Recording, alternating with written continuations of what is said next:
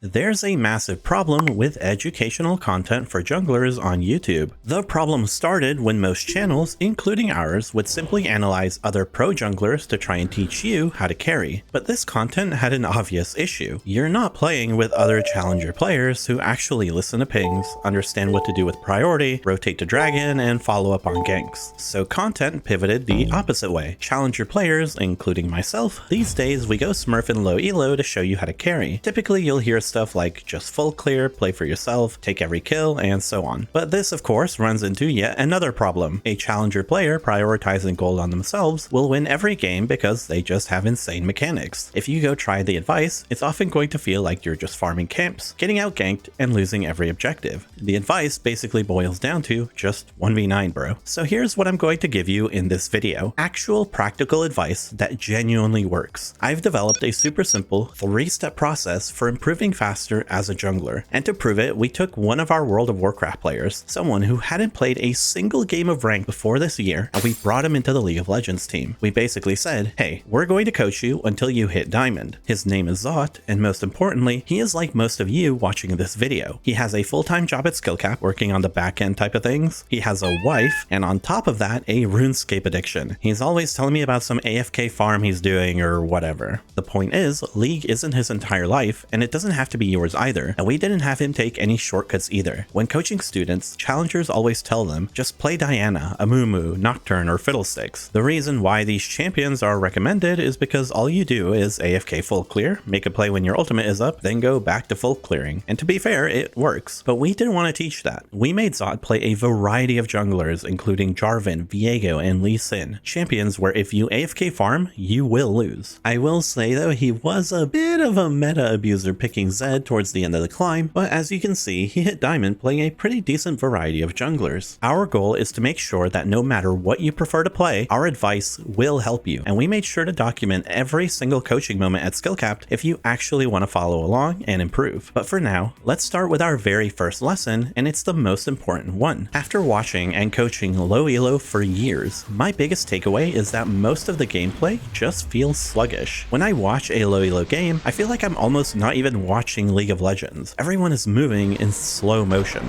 To explain what I mean, there's a really tedious task I do only when I want to coach jungle players. I sit down with them and I painstakingly count every single second of wasted time. He starts recalling at 421 or 420, so it's 13 seconds. So at 407 he was here. He could have walked over here for like 3 seconds and recalled at 410. Instead he recalled at 420, so he wasted 10 seconds. What's really tedious to do about this process is that it's just counting 1 to 2 seconds multiple times. Okay, yeah. Leash it, wasting like, I don't know why he's waiting forever.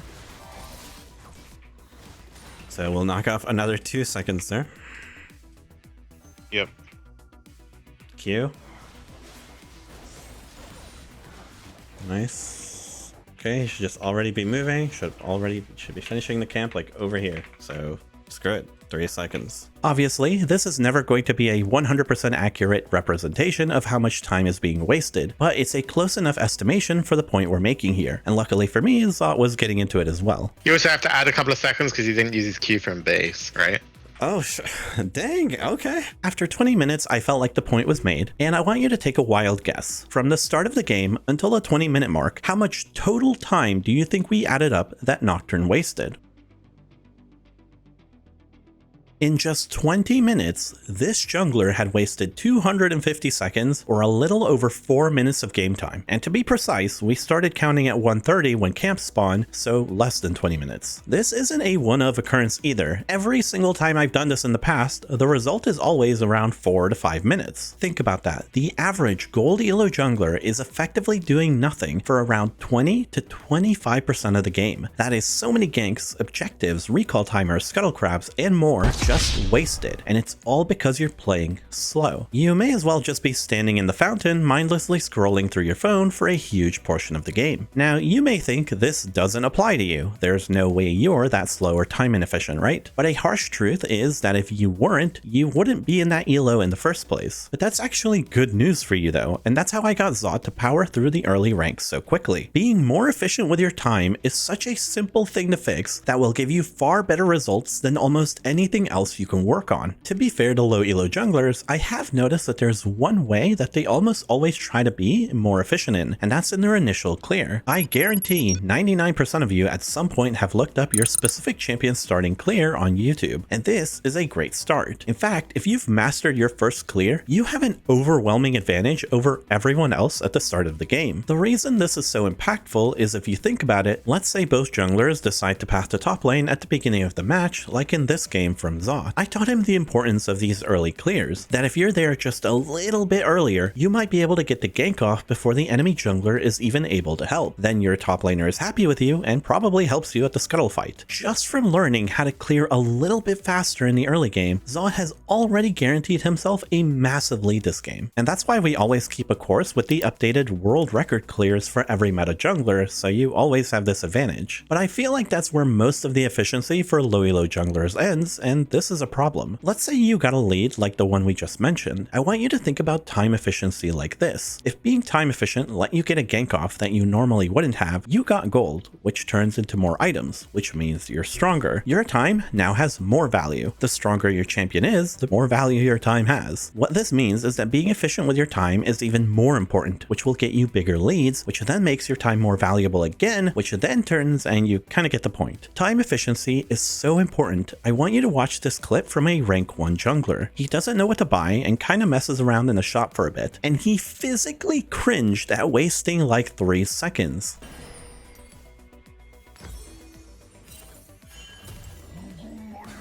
So slow.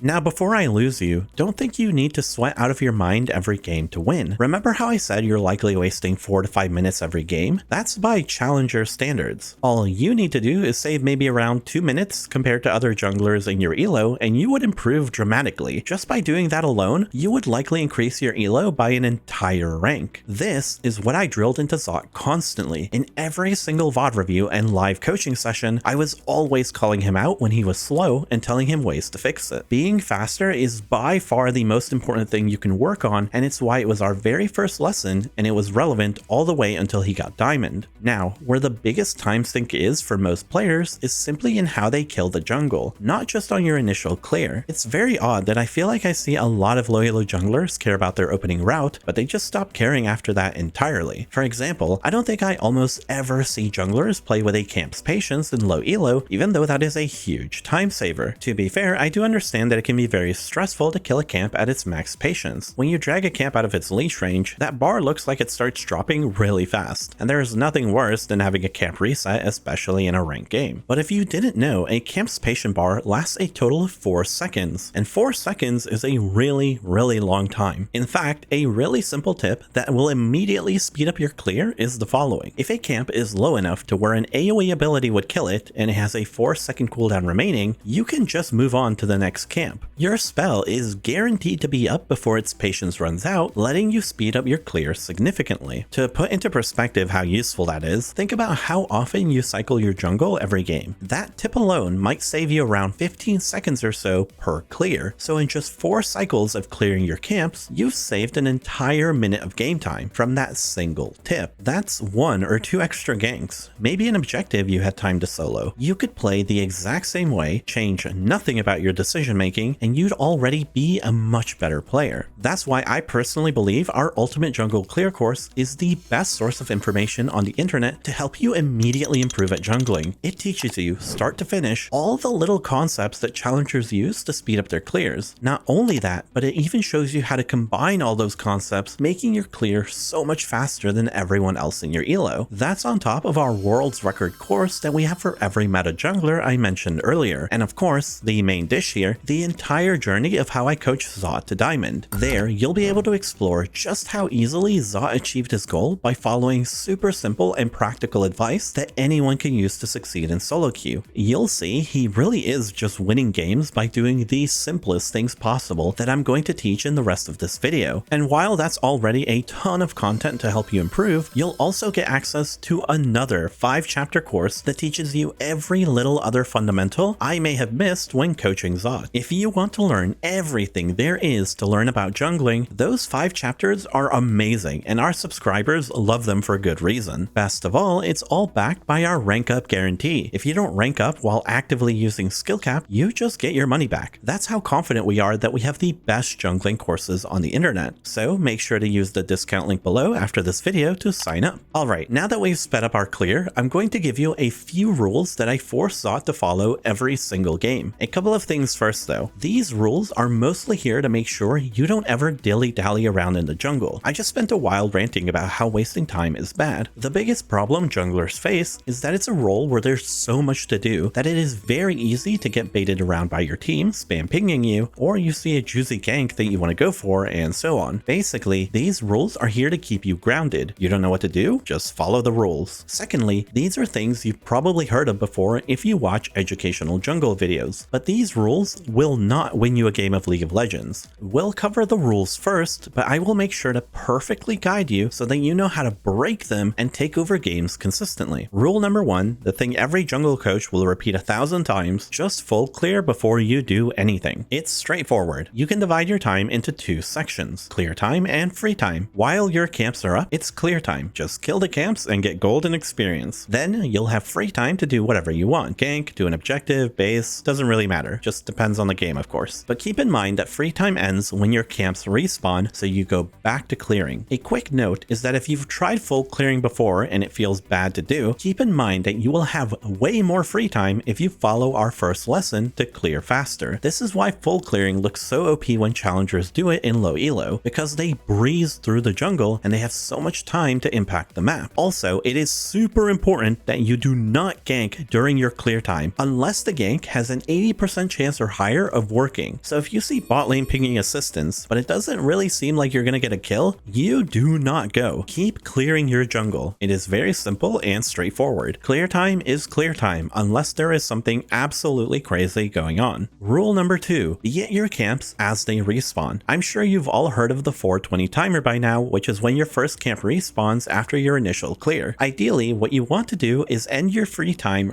right as your first camp is about to respawn. This way you clear the camps as they're spawning in a line, which has a couple of benefits. Doing so almost guarantees you're efficiently farming. The more often you cycle your jungle, the more gold and experience you get. Secondly, it keeps your jungle safe. A huge problem with letting all of your camps respawn before clearing them is that it leaves your jungle vulnerable. For example, let's say I base and my entire jungle is up. If I go clear my top side, that entire time my bot side is exposed. So by the time I get there, all of my camps might be gone. The benefit of clearing your camps as they're respawning is that it makes it almost impossible for your jungle to be stolen. There's almost no time for you to be invaded, which means it's impossible to fall behind. Now, of course, you don't have to be this precise in a real game. As long as you're at your camps within 10 to 20 seconds of them spawning, you're probably doing well. And rule number 3, quadrant clearing. Sometimes, for whatever reason, you're gonna need to deviate from your full clear. Maybe you see that the enemy jungler is about to tower dive your bot lane and you need to be there. That's fine, but always kill every single camp in a quadrant of the jungle before leaving that quadrant. In my lessons with Zot, I ran through a lot of issues that ignoring this rule can cause, but the main thing is that it just screws up your clear in the long run. Let's say you were on Krugs and you decided to gank bottom. The problem is that you now have to walk all the way back to your raptors. A lot of players don't think about how terrible it is to spend time doing nothing, where you're just walking to another area of the map. You want to minimize your time wasted, but that isn't the main issue. The problem is that when I come back to my respawning Krugs later, my raptor camp is now desynced from them. So now I'm in a cycle where all of my camps are spawning at different times, which feels bad because it lowers your farm, experience, and so on. So again, rule number 3, if you enter a quadrant of the jungle, kill every camp in it and then go do something else. Of course, following this rule might cause you to miss a kill sometimes or get flamed by your teammates, but League is a percentages game. 80% of the time, clearing your quadrant is good, and 20% of the time, it might feel a little bad. Okay, those rules are simple and easy to follow, and they're tips you've likely heard before, but those rules are not what got Zot to Diamond. Knowing when to break them is. And to understand our next concept a little easier, I do want to compare climbing in League to something like fitness, which I think is something most people know about these days. And if you're like me, your algorithm won't stop showing you these 3 guys over and over again. If you want to get fit, all you have to do is go to the gym 2 to 3 times a week, week, eat a good amount of protein, do your 10,000 steps every day or whatever, if you do that, you would be in better shape than 99% of people just by doing that. League, in a funny way, is fairly similar. If you want to be Emerald, you simply have to be in the top 10% of players. Diamond is the top 2.5%. Obviously, it takes time and effort to climb to that elo, but if you compare it to something else like fitness, where the top 1% is easily achievable, it starts to seem a lot more manageable, right? By the way, just know that as I'm high horsing about fitness right now, if you took that South Park guy, made him Latino, had a sombrero for fun, and like 20 cans of pineapple Fanta all around the desk, that's me. That's who's talking about fitness right now. My problem is that after watching both types of fitness and League content is that they share the same problem, that they make things way more complicated than they actually are. In fitness, you gotta spread out your meals 4 to 5 times a day, creatine, eccentric, pyramid set, reverse pyramid set, blah blah blah. In League, I feel like jungle has it the worst of any other role. Priority, weak side, strong side, objective timings, cross mapping, and so on. My personal opinion is that these concepts do not matter until you're actually in Diamond. For example, what good does it do to even think about your teammate's priority? Why are you even thinking about what they can do? Trying to predict what your gold elo teammate is going to do with their priority is the biggest waste of time because they don't know what they're going to do with it. The problem I believe most players have and why it takes so much time to climb is because everyone is focusing on learning a ton of different concepts at once and overloading themselves with how much they think they have to do. In my opinion, climbing should be about focusing on a few concepts and just becoming really good at them before trying to learn more. So with Zot, I minimized how many things I taught him, and I forced him to focus on the equivalent of eating protein and going to the gym in League. And it is the simplest concept of all. You just need to learn how to reliably kill enemy champions. I swear the player base has gone so macro crazy, and that's partly my fault, that they've forgotten the best win condition in the game is to just score kills. Because if you kill the enemy bot lane, you're probably going to secure dragon for your team. You don't need to force it from priority or anything like that. You just kill bot, get dragon. If you kill mid lane, you're probably gonna have priority for grubs. If you kill the enemy jungler, you can take all of their camps. And if you kill top lane, well, you've probably made that guy rage quit and reconsider all of their life choices. This is why I forced Zot to follow our earlier rules so aggressively, because farming your camps makes you stronger, and if you're stronger, you can fight. Now, jungle camps make you stronger in 2 different ways, by giving gold and experience, and with those, you obviously level up and buy items. So here's a quick quiz, and no, I'm not trying to trick you. If you are 600 gold away from a core item, and your entire jungle is up, from a scale of 1 to 10, how much value would you place on your jungle camps at the moment?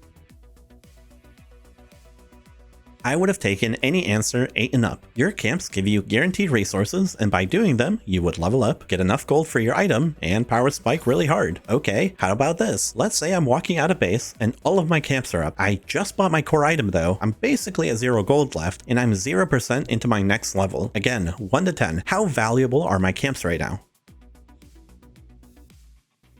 Any low number would have been correct here. Even if I were to kill all of my camps, I wouldn't have gotten any stronger, so they have very little value to me right now. And that brings me to the final piece of the puzzle, the most important concept to climbing as a jungler. Your role can do whatever you want to be doing at all times. Laners are stuck with the responsibility of having to catch waves and protect their towers. They can't just do whatever they want. They have very strict recall timers, and they have very small windows to leave their lane and roam. On the other hand, as a jungler, you don't have any responsibilities that affect you personally. So while you basing at a bad time maybe loses you an objective, or maybe your top laner gets stove, it doesn't put you behind in any way. What this means is that you can always do what you want on the map, and this is how I got Zot to destroy low elo. Basically, I taught him the ebb and flow of how your matches should go. While your camps have high value, like we discussed earlier, you should follow our rules. Then, while your camps have close to no value and you're on a power spike, you go look for fights, and that is it. All you need to do is track your power spikes diligently. Like I said, you don't have any responsibilities. Right now, Zot sees he has a good base, so he just recalls whenever he wants. Then, after basing on a good spike, you just build the habit of pressing tab, then compare how strong you are to everyone else. Zot is kind of even with the enemy Darius, but he hasn't based yet to spend his gold, so all Zot has to do is follow my basic rule. If you've power spiked and your camps have no value, just go fight, and he just one-shots the guy. You might think that playing on a power spike mechanic is such a simple thing that there's no way it could get you to Diamond, but the reason it's so effective is because most players' attention is split between so many different concepts. They're thinking, oh, dragon is spawning soon, I need to be here to establish vision, or my bot side is being pushed in and I need to go counter or whatever. So while most players think that they play around power spikes, they're really not doing it as well as I taught Zot to. Low elo junglers are so distracted by so many things going on in the map that they're not doing the single most important thing in League. Meanwhile, I've taught Zot that this is basically the only thing that matters. Here's another example from one of his games, but with me live coaching him this time. Before starting though, just look at the enemy Viego. He is having a better game than Zot. Let's just play the clip though. Viego hasn't based. You could actually just go to his Raptors right now. Go to ignore wolves, ignore wolves, ignore. Uh-oh. Yeah, there's action on the map, and Viego hasn't based. So you want to fight right now. Good, well played. I killed him. Hey, yeah, just contest everything here. I'm gonna let you do your thing, but you want to fight aggressively here.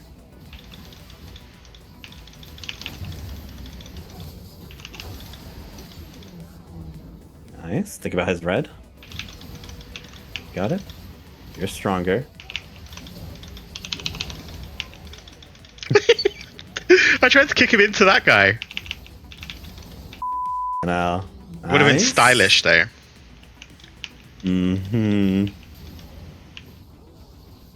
So that's all of that rule we talked about. It happens early in the game too. You just based, you just bought items, you just leveled up. Skip your camps, just go brawl to the death. Like I said, most low elo junglers aren't playing around this concept. That Viego is probably sitting on like 2,000 gold during this play, but he willingly took a fight down in items and a level. Zot basically 1v2'd him and Yunara here, even with that questionable kick. And that is the main thing I failed to neglect in this video. Zot's mechanics are so bad, and I still managed to get him to Diamond easily by following a few simple concepts. And the best part about both of those plays we saw is what I like to tell junglers. You don't need to worry about objectives. If you just kill the enemy players, you're probably going to get the objectives for free anyway. You don't need teamwork to do it. I can't emphasize how simple and effective this is to do. Everyone else is focusing on way too many things. Meanwhile, Zot is just eating his protein, going to the gym, and having way better results than everyone else. And that is my 3-step process for quickly climbing as a jungler. 1. Play fast and don't waste any time. 2. Follow our clearing rules to make sure you're always strong. And 3. Then you fight when you're strong and only when you're strong. Of course, there is a little more nuance to these concepts that can make them even more effective, but as I mentioned, every other lesson I've taught Zot that I didn't have time to cover here is all in our Bronze to Diamond weekly courses. There, you'll get to see Zot's progress week by week following the simple advice I've taught here and how effective it is. I also taught him some other critical concepts that are much more relevant than low elo, such as how to go for natural plays, then how to actually play around low elo priority with teammates who don't look at the map, and so much more. And on top of that, remember, we've got the world record clear for every meta jungler on top of the jungle clearing course for the rest of the game, so you know how to outpace everyone in your elo bracket. And it's all backed by our rank up guarantee. If you don't climb a full rank following our advice, you get your money back, no questions asked. So if you want the fastest and most reliable way to get the rank you want with the best jungling courses on the internet, sign up with the discount link below. As always, thanks for watching, see you next time.